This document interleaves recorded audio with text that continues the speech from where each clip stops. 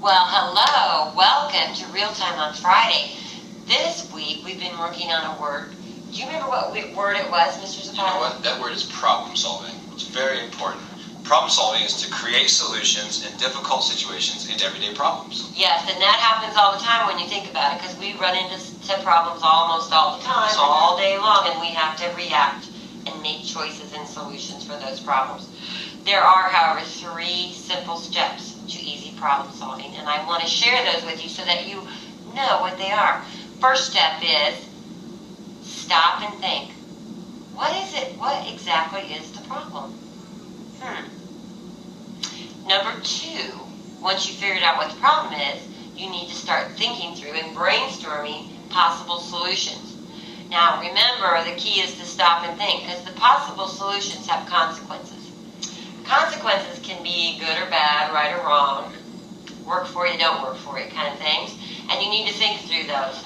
And then once you think of all the solutions and the consequences that follow, then step number 3, you make your best choice to the solution, and that's the one you go with. Okay. You want to practice this? Yeah, so we've got to stop and think. Okay, yeah, let's practice. Stop and think and run through your 3 steps. Let's try this. Here's an example of simple problem solving. Let's say that a student, Mark, has homework to do. That same evening, just as he starts to do his work, a friend comes and knocks on the door and wants him to go out and play. Ooh.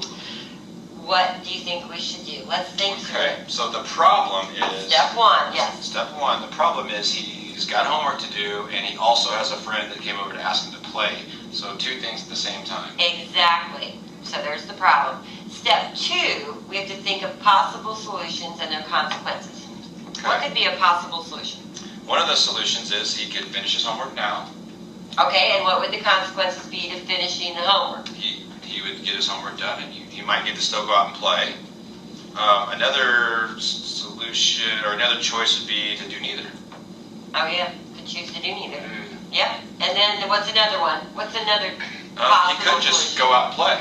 Yes, and but just what stay are the home. consequences of just going out and playing?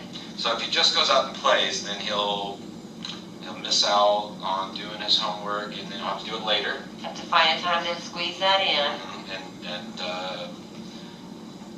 Another possible solution is... Oh wait, now we have to go back to some consequences, because if he doesn't do it then he's going to worry that whole night. Yeah, he'll be really stressed, and then he might try to do it on the bus, and it'll be really sloppy, and his teachers might get upset. Yeah, he may worry about it, and it will cause some problems there. Yeah. Okay, and did you have another possible solution?